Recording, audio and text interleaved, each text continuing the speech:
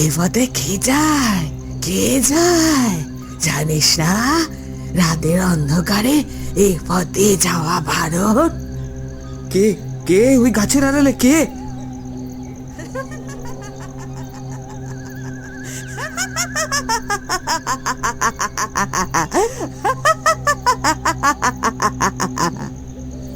আস্তে চাস তো এক্ষুনি এখান দিয়ে যা, তা না হলে কিন্তু তোর সর্বনাশ হবে।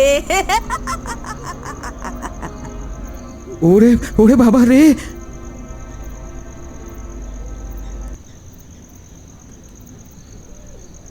ও ঘোরের মা, ঘোরের মা,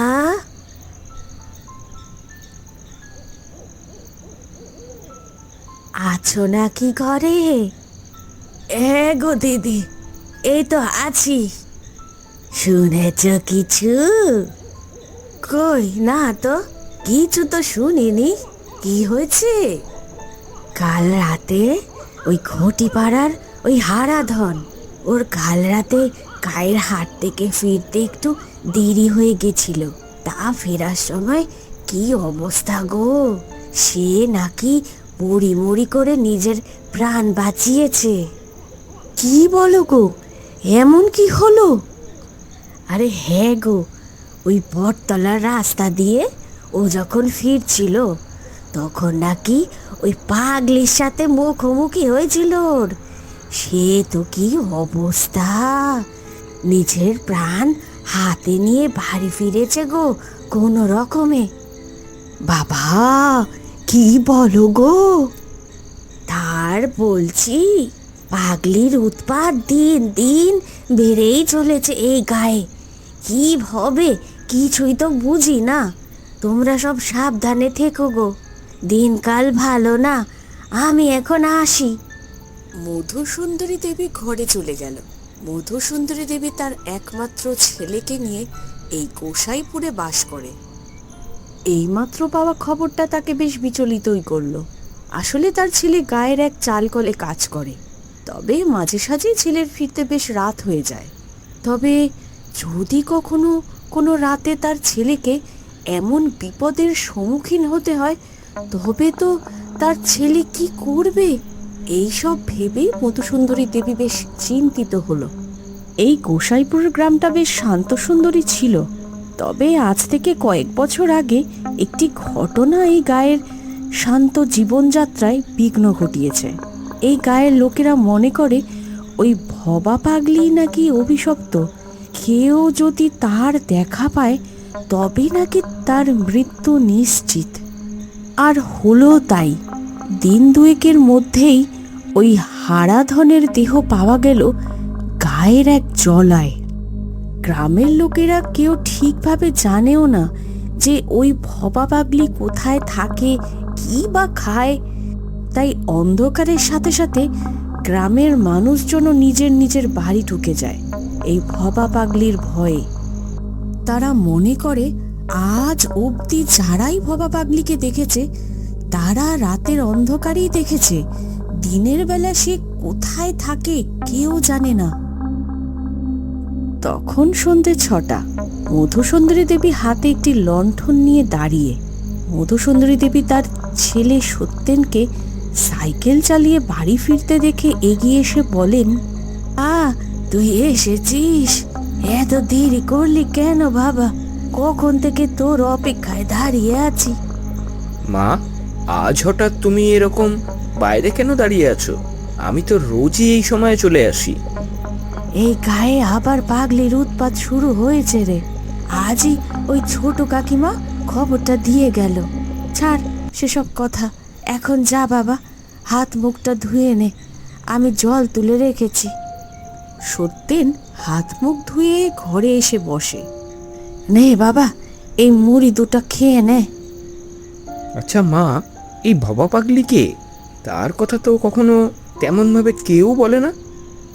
বাবা আর ছাড় সেসব, এখন এই রাতের বেলা এইসব কথা শুনতে হবে না, পরে কখনো তোকে সব বলবো।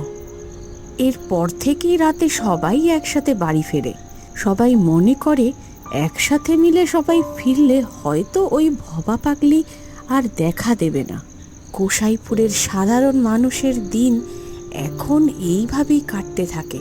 তাদের সকলের মনেই এক আতঙ্ক কাজ করছে। উনি একদিন সন্ধে নেমে এসেছে। গায়ের লোকজনের বাড়ি ফেরার পালা। তবে কিছুক্ষণ আগে অতি ঝড় বৃষ্টিতে গ্রামের 3 জন মাঝবয়সী যুবক রাস্তায় আটকে পড়ে যায়।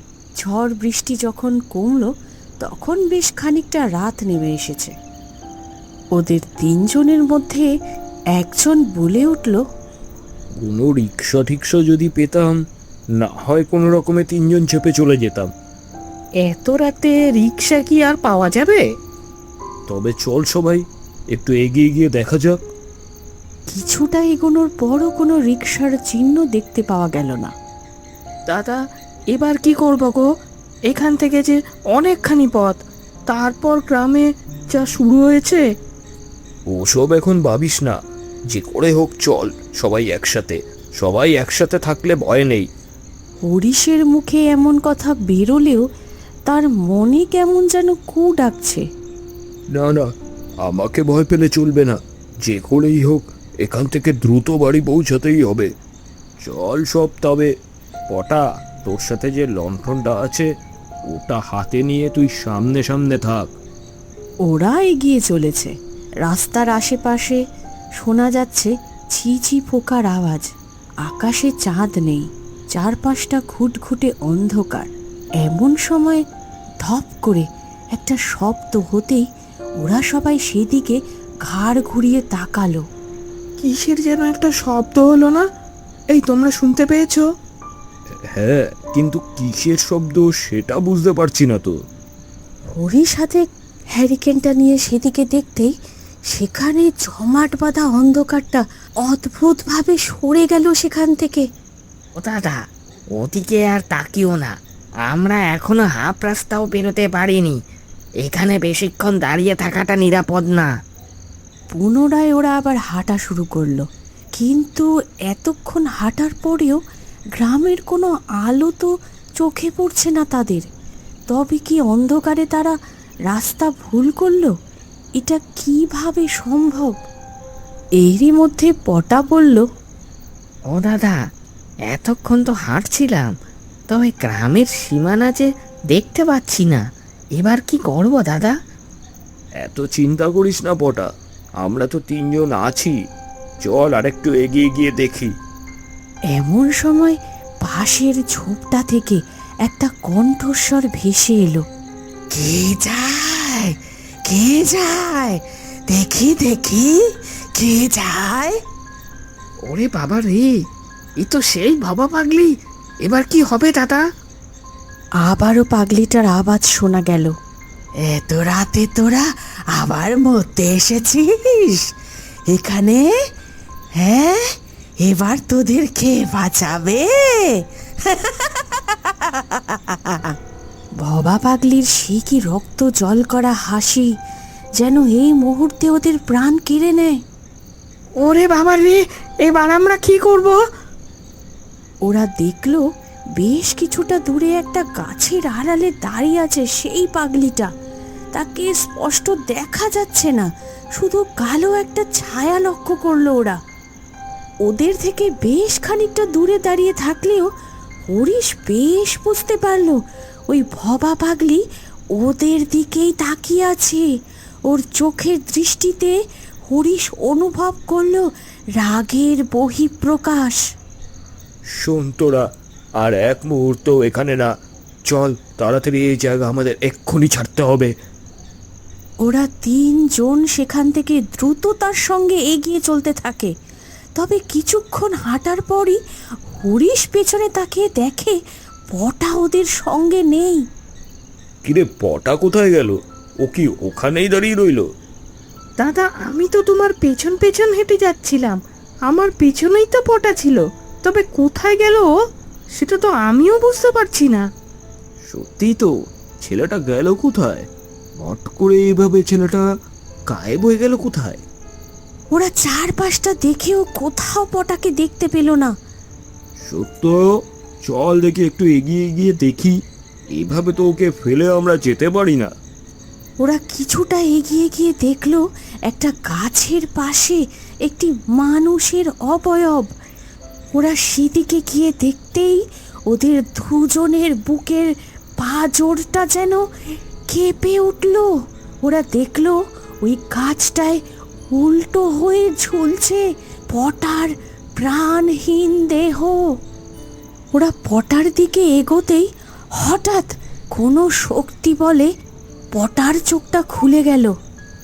সে মরেনি, সে মরেনি, সে আজও যায়নি গ্রাম ছেড়ে। তোরা পালিয়ে যা, যা যা যা যা, পালিয়ে যা। প্রাণে বাঁচতে চাইলে পালিয়ে যা, আজই পালিয়ে যা। মরবি, মরবি আমার মতো। এই গ্রাম অভিশপ্ত। এই কথাগুলো বলতে বলতেই পটা যেন আবার প্রাণহীন হয়ে ঝুলে রইল ওই গাছের ডালে।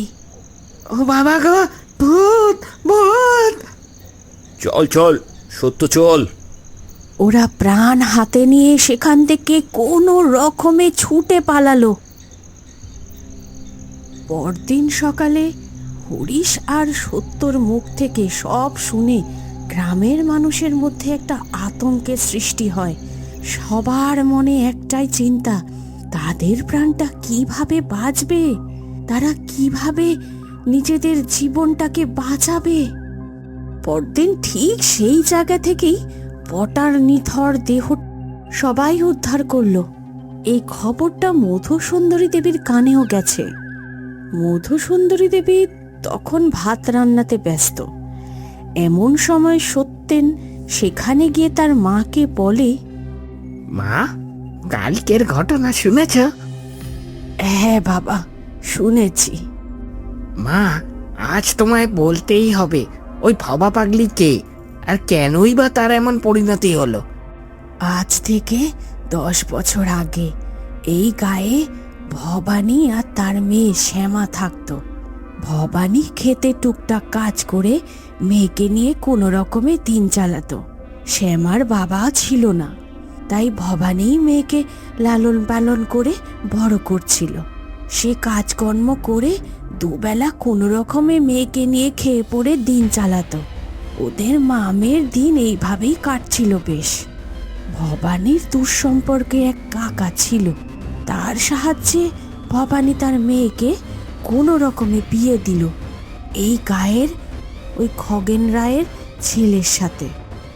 গরিব ভবানী মেয়েকে তেমন কিছু বিশেষ দিতে পারেনি, তবে তার যতটুকু ছিল সবটুকু দিয়েই মেয়েটার বিয়ে সে সম্পূর্ণ করেছিল, এই ভেবে যে মেয়েটি একটু ভালো থাকবে তার শ্বশুর বাড়িতে গিয়ে। তবে হলো ঠিক তার উল্টোটা।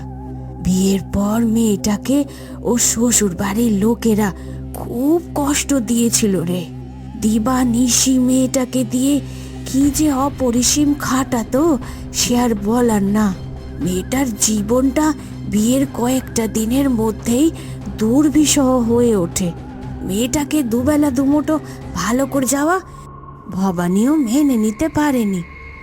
এরপর গায়ের পথে পথে সে ঘুরে বেড়াতো আর মুখে বলতো। তারপর তো আস্তে আস্তে ভবানীকেও আর দেখতে পাওয়া গেল না এই গায়ে। গ্রামবাসীরা মনে করেছিল ও হয়তো এই গা থেকে দূরে কোথাও চলে গেছে। তবে এই ঘটনার বেশ কিছুদিন পর গায়ের এক মানুষ বলেছিল ভবানীকে সে নাকি দেখেছে ওই গায়ের শেষ প্রান্তের জঙ্গলের ধারে। তারপর থেকেই এই গায়ে এই হত্যালীলা শুরু হয়েছে। এই গায়ের আকাশ বাতাস মাটিতে ওই মেয়েটার কান্না, অসহায় চিৎকার ছড়িয়ে রয়েছে। এই কারণেই এই গায়ের এমন পরিণতি হলো রে। ওর অভিশাপ এই গায়ে লেগেছে, ওর অভিশাপেই আজ এই গায়ের এমন অবস্থা। মা, এখন ওই খগেশ্বর রায়ের কি খবর? ওই বাড়িতে শুনেছি সবারই কোনো না কোনো কারণে মৃত্যু হয়েছে। এখন খগেশ্বর রায় বিছানায় পড়ে দিন গুনছে তার মরার। ওনার স্ত্রী ছেলে সবাইকেই মৃত অবস্থায় পাওয়া যায়, তবে তাদের মৃত্যুর আসল কারণ আজ অবধি জানা যায়নি। ওই নিরীহ মেয়েটাকে অত্যাচার করার প্রতিবাদ সেদিন আমরা কেউ করিনি। তার মাসুল আজ পুরো গ্রামটাকে গুনতে হচ্ছে। আচ্ছা বাবা, যা তুই তোর কাজে যা, আমি রান্নাটা সেরে নি। এর বেশ কিছুদিন পর খগেশ্বর রায়কে তার ঘরেই মৃত অবস্থায় পাওয়া যায়। একদিন গ্রামের বটতলায় সব গ্রামবাসীরা একত্রিত হয়ে নিজেদের মধ্যেই কথা বলছিল এই বিষয়ে। এইভাবে তো চলতে দেওয়া যায় না। আমরা জানি আমরা অন্যায় করেছি, একটা নিরীহ অসহায় মেয়েকে দিনের পর দিন অত্যাচারিত হতে দেখেছি, শুনেছি, তবে প্রতিবাদ করতে পারিনি। আসলে খগেশ্বর রায় ওই গ্রামের প্রভাবশালী ব্যক্তি, তার উপর কথা বলার সাহস কেউই দেখাতে পারেনি আমরা। তবে এর তো একটা শেষ হওয়া দরকার। আমি বলো কাল ও গায়ের ঠাকুর মশাইকে গিয়ে বলি সবটা। যদি কোনো পুজো বা যজ্ঞ করে এই গ্রামে শান্তি ফিরে আসে আর ওই মেয়েটাও শান্তি পায়, তার একটা ব্যবস্থা করি। সেই ভালো হবে, তবে আর দেরি করো না, কালই গিয়ে ওর একটা ব্যবস্থা করে আসো। গ্রামের সব মানুষজন মিলে যজ্ঞ আর পুজোর ব্যবস্থা করে, আর তারা পুজোতে বসে ভবানী ও তার মেয়ের কাছ থেকে ক্ষমাও চায়। এরপর থেকে গ্রামে শান্তি আস্তে আস্তে ফিরে আসে, আর কোনো ঘটনা শোনা যায়নি গ্রামে। আর অদ্ভুতভাবে ভবা পাগলিকেও আর দেখা যায়নি। তার যে কি হলো, কোথায় গেল, সেটা আজও কেউ জানে না।